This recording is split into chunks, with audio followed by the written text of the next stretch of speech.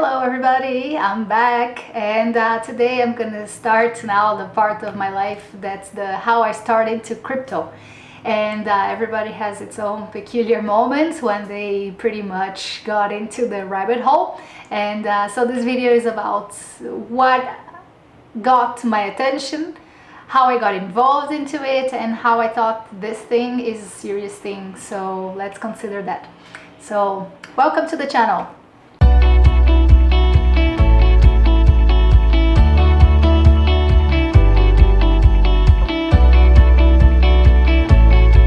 So as I was saying, I got into crypto basically as I was in a bank, and then I saw some news on Bloomberg saying what an ICO is, and I'm like, okay, let me read. And it was a thick, like a 15-page thing.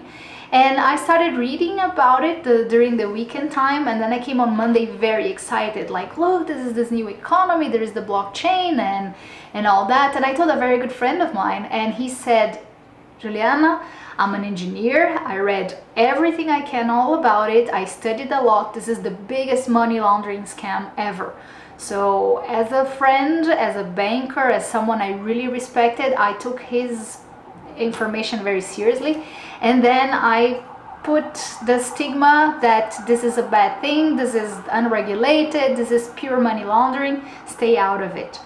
And that was about July 2017, when finally a pretty much friend of mine that is insane, he doesn't know much about finance, he makes the most awkward and rogue bets, and he said that is the new thing, you have to invest everything in Bitcoin, and that's the beauty of it, and making tons of money with that. All my clients are invested in Bitcoin. And then that's when I said, okay, now that's the confirmation that I should not touch this, because the person that I respect told me stay out of it, and the person that I do not really give credit told me that is the new thing.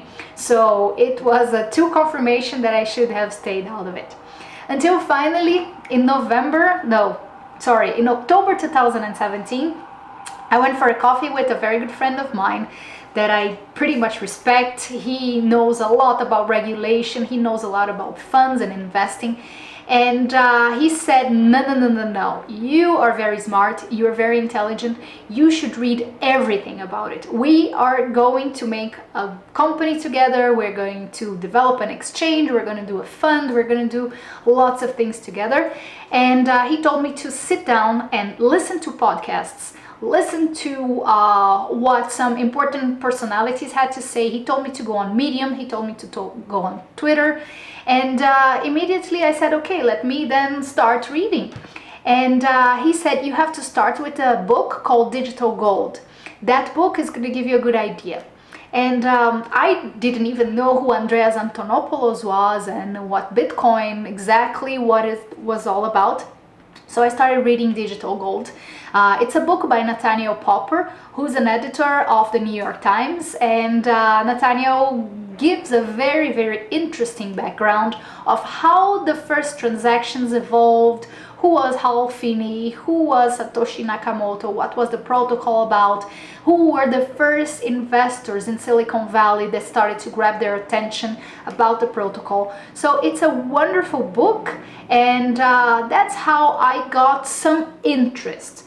That's not everything I know, but that was the first book that through a fiction I got more aware of the whole economy that was developing under the crypto economy. So having said that, I joined a course that would give me a certificate saying certified blockchain advisor or certified expert in blockchain. So I joined the course with the intention of I want to have some sort of certification that I know what that is all about. And I didn't expect, but the course was really complete. The course was very interesting. As I Googled, there's many courses all over the world, but I thought Blockchain Council was some sort of regulatory body of this industry. So I joined blockchaincouncil.org. Sounded very credible to me. and I did their course. Their course took me about 7 to 10 days of intense studying.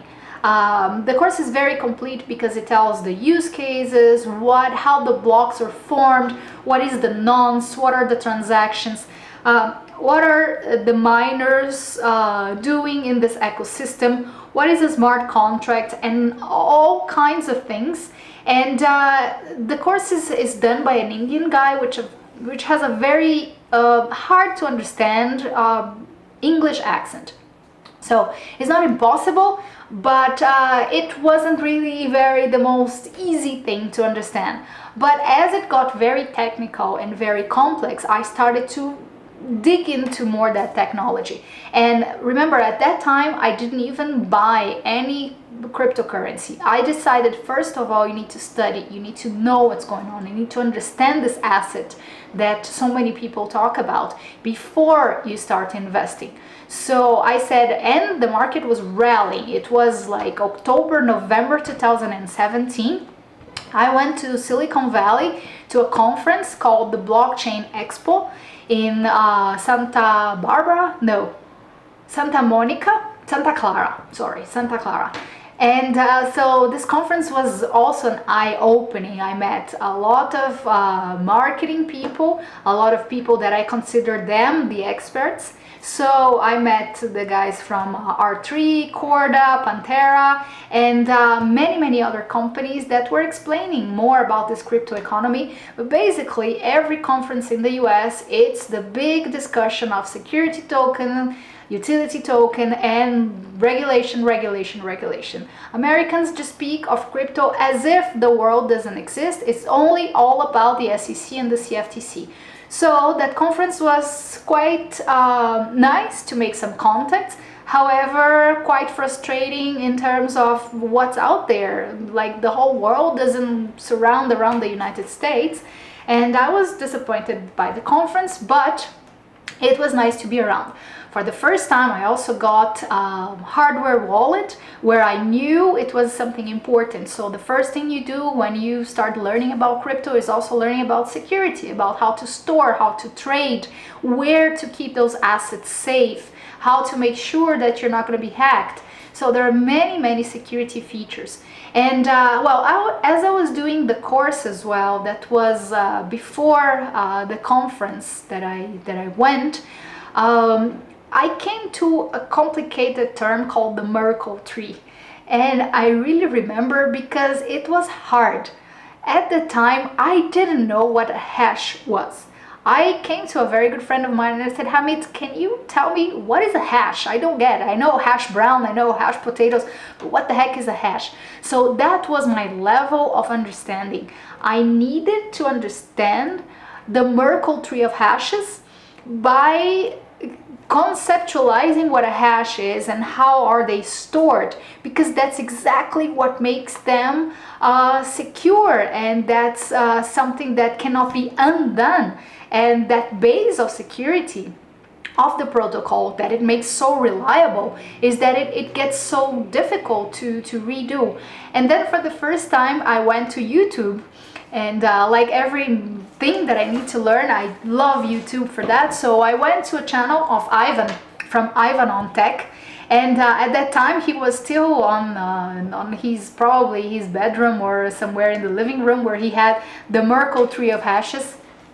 So Ivan at the time, he explained with a simple piece of paper the whole architecture of the blocks and how they are stored as a Merkle tree, as a root, as the Merkle root. And it was really nice to count on a technical YouTuber, because there is a lot of material about speculating, about pricing, about technical analysis, which is something I know how to do. I worked in finance for many years.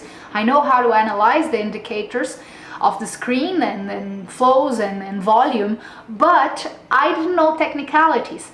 And that's, I think, also an inspiration, so more people can learn about it. And I think YouTube is such a great channel for that, because you can interact more with people, especially when you have to design and all that. So for the first time I understood what the Merkle tree of hashes is. I got more and more involved into seeing videos about other protocols as well. And so the journey kind of started. January 2019, I went to Europe because I knew that things are not evolving around the United States or around the Bahamas, especially. If I needed to be good at crypto, I needed to go to the world. And I went to a ski trip with my friends. I love to ski, so after that trip, I decided to go to many European capitals where a lot was going on. And the first stop was London. In London, I went to the meetup of NEM, Cardano. It was the London Blockchain Week. And also in London, I started a course on JavaScript because I knew already the importance of knowing code and knowing programming. So I wasn't a coder. My background was, so I had a good background in understanding data, in analyzing data and processing information through Excel, some basic macros on VBA, Visual Basic, Visual Basic, whatever, VBA, you guys know. So it's not proper code on VBA. If you, well, it can be, but excuse me, if you do program in VBA, you're not going to be having many other applications that you can do from there. So having said that, I started to learn how to code, and I did this JavaScript course in London. And it was a very good start because you start from HTML. From HTML, you go to JavaScript. And I did this very intense course. And for the first time, I knew CSS, I knew HTML5, and also what is an object, what is an array, what is a variable, what is a loop. So all those things that were basic things of a good programming language. So JavaScript was my start. It was a start for me to be able not to program, but first of all to read the code. And the more you understand the protocols, the projects, the more you need to go to GitHub and check what's out there. And then you have to pretty much compile that code or have that code running in your virtual machines. So that's what I did. Also, as I was in London, I got notified by the University of Nicosia that, well, I had applied for a master degree, but I didn't know if I was going to be accepted. I got accepted, and that week I started already like the first course. So a lot of people start to the University of Nicosia because they do the MOOC, the Master Open Online course, but I started right away. So I started already in finance and banking. It was the first lecture that we did have, and as I started, then I started the introduction to cryptocurrencies. So it is a free course. I super suggest you guys. It's a 12-week course. You get a certificate in the end. That is not going to give you a master degree. The master degree takes more time. You have to go more technical, you have to study more, do way more tests. So as a good master degree, I thought it was a good opportunity for me that since I graduated, I don't know if you guys remember, but that was back in 2002, I never got an MBA or a master degree. So Nicosia was a good opportunity for me to do a master, and I am a Master of Science in Digital Currency. I'm very proud of that title. I can show you guys. Let me see if I have it over here since I'm in my bedroom. Yeah, so this is the big base that they do send to us guys, and I'm very, very proud to show to you. I don't know if the focus is good, but yeah, so I think I'm gonna scan and send this to you. But basically I got my diploma, so it gave me a good 1 year, good contacts, good knowledge, and a lot of new information, because this industry is evolving so fast that being in a university scenario, it allowed me to get a lot more from this course. The course is obviously online. University of Nicosia is in the city of Nicosia in Cyprus, and so during the whole year, as I was traveling, as I was around, I could attend the courses and the lectures online. So back in January 2019, I traveled, so from London I went to a meetup in Zug where I met the guys from TechCrunch, both Samantha and Mike Butcher.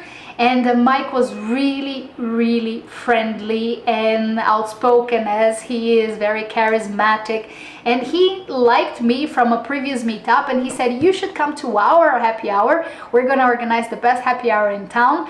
And so TechCrunch did a happy hour. They invited me, and Mike was not only very friendly and very nice to let me in, but also he introduced me to very important portfolio managers in the crypto space. So I spoke with those guys, and I asked them for the first time, what do you guys have in your portfolio? What do you buy? Because it gives me pretty much nothing if you have a wonderful background in finance, but what do you know of crypto?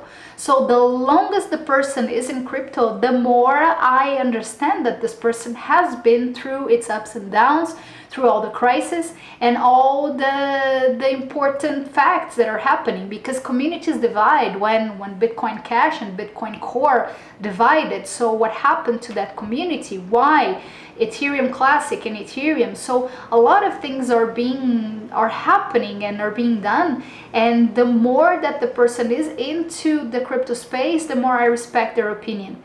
So this portfolio manager, for the first time, he told me a couple of names of crypto assets that he had in his portfolio.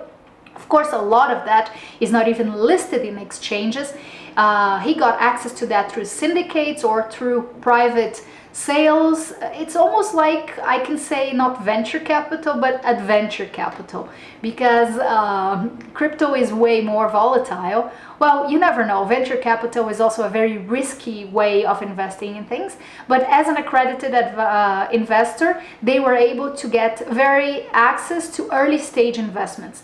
And they told me, write it down, some names. So here's Cosmos, Polkadot, Blue Cell, and other names that they did have in their portfolio. And I said, what? He's like, write it down. And as I got home, I went to CoinMarketCap, and I couldn't see those names because those tokens were not tokens yet. They were not public yet. They were not available for people to speculate with them. And that's the beauty of it, because they raised capital and they were just developing, building community, building code, building the architecture. So I remember beginning of February 2019, I Googled Cosmos and Polkadot, and I came to their presentation, and I saw a video of, I think, January 2017. And at that time I said, gosh, it's been 4 months that I'm studying like crazy. I'm reading everything that I can about regulation, about the protocols, about code, about everything. And I'm still 1 year behind. And when I face that reality, I'm like, holy cow, I'm just so outdated, because things happen so fast, and I'm now getting informed about things that were launching a year ago. But that was not an ice bucket in me, but it was like a good motivator to keep on going, because as I realized that I got very into those names that not so many people know, I realized that very few people knew about those protocols. And because so few people knew about it, I could be specialized in that. And that was it was a niche that I needed to find, because once you're in crypto, there are people that are there for the past 7-8 years, but I was there as a beginner, and I needed to get one topic or one theme of my interest. So I pretty much divide a lot of different topics in the crypto space. I think people that are worried with scalability or one sector, people that are working with building new protocols or another sector, people that are building dApps or another sector, dApps that are going to be for the gaming industry is another sector, intercommunication of protocols is another sector, decentralized exchanges is another sector. For the records, I started reading about decentralized exchanges back in February 2018. I realized by that time that there were more than 120 decentralized exchanges out there. That was a lot of new protocols and new projects to study. So if you focus on just one topic and you're going to be good at decentralized exchanges, you have to research 120 different groups of people that are building decentralized exchanges. So it's a lot of technical specific topics, but that allow me to know pretty much and divide into subsectors of crypto. So my portfolio started in April, as I was already following the Bitcoin price and I saw a very massive correction. So I started a portfolio by diversifying into different coins. But by the time I built my portfolio, I knew exactly what I was buying and why I was buying. I had a fundamental history or story and rationale behind of why I was investing and how I was investing. And again, and I was doing that just for me. I wasn't raising funds with investors. I wasn't raising capital to invest other people's money, because I cannot, as a responsible advisor, I cannot forgive myself if I'm going to be losing other people's money. I can go on very damaging times and face a very strong crypto winter. But if I can do that for other investors, then it's a serious story, because then I need to report why I lost other people's money. So it's very nice to know who are the responsible crypto fund administrators, what are they buying, what are they doing, and how they treat their investors with a lot of transparency, a lot of seriousness. And as my financial career evolved, I was also very skeptical of the people that I was meeting in those conferences, in those events, because there is a lot of opportunistic people around. Very sad reality, but there's a lot of people that barely know what they're doing with other people's money, and they're raising funds like water. And people just trust them, and a lot of what you see is very good marketing. Marketing sells a lot, and marketing sells heavily. And the thing is that very good protocols, very technical protocols, not necessarily have the let's be out there marketing thing. So I started to get more and more familiar with the developer community. So the more the guy was nerd and developer and code, the more I wanted to know about their capabilities and their topics of study, because those were the guys that I could rely for information. And I think it was really nice that they pretty much adopted me. And I can say, as a lady, people say, oh, there's not so many ladies in cryptocurrency. But the developer community was very, very friendly and very open with me. And they received me very well. And as I had more technical questions, they were always there to help me out. So a lot has to do with the amount of how you read, how you test, and how you go for the information. But then the more you get into this community. And another thing that I also realized is that it is very important to be part of that blockchain community or that crypto community. Because if you're an outsider, then you don't get the best yields, the best syndicates, or the best prices. So it is nice that people also know who's who. And I think today I have a very solid network and people that know who I am based on a lot of my curiosity. So I think curiosity will be one of the things that is going to lead you to get more interested and more familiar. But also it's something pretty annoying that a lot of people, they just go to the events and then they don't do anything else.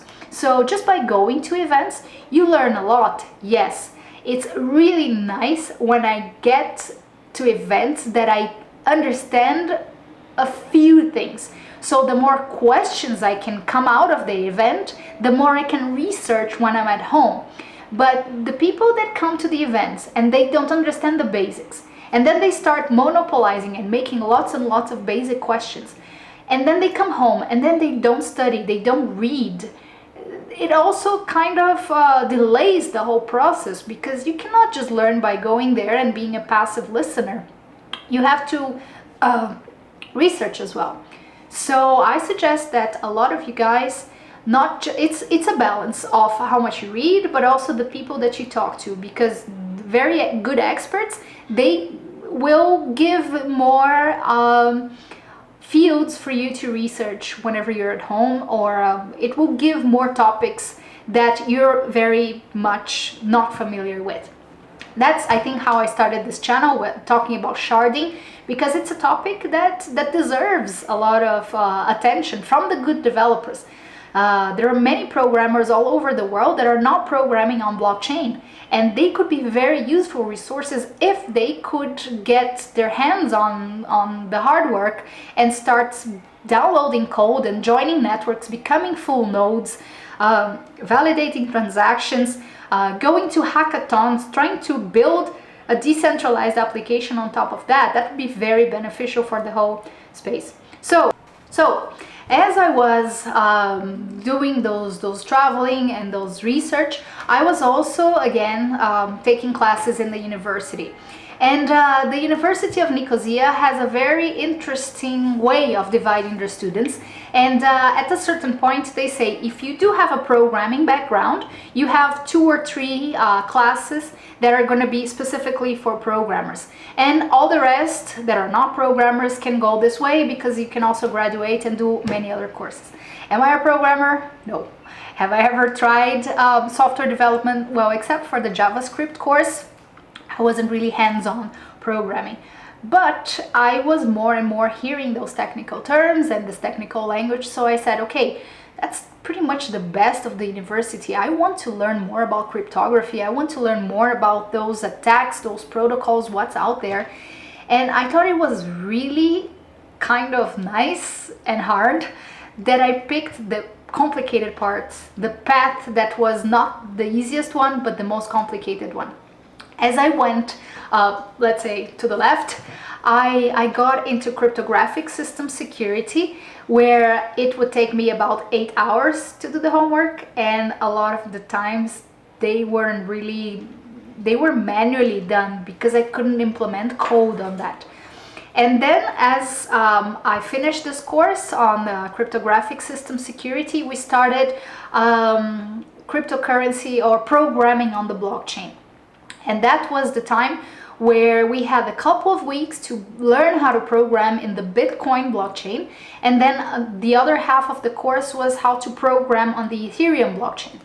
So it was groundbreaking for me, because as I was in New York City, I was living with a friend over there.